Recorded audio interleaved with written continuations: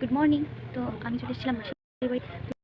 তো আমি সকালবেলা পুজোতে তো এসে আমি পুজো করতে চলে আসছি শান্তি মন্দিরে, অরুণাচলের শান্তি মন্দিরে। তো তোমরা দেখবে একটু অনেকটা সুন্দর, তোমাদের একটু ঘুরে দেখাচ্ছি, সেটি থেকে দেখাচ্ছি।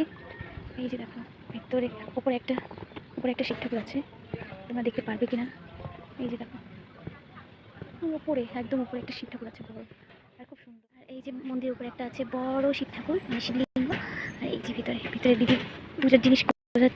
আর এইদিকেও একটা মন্দির আছে ছোট্ট, আমি ফার্স্ট টাইম আসছি এখানে। অনেকটা বড় জায়গা জুড়ে মন্দির, ওখানেও যজ্ঞ করা হয়। আমি মন্দিরের ভিতরে প্রবেশ করেছি।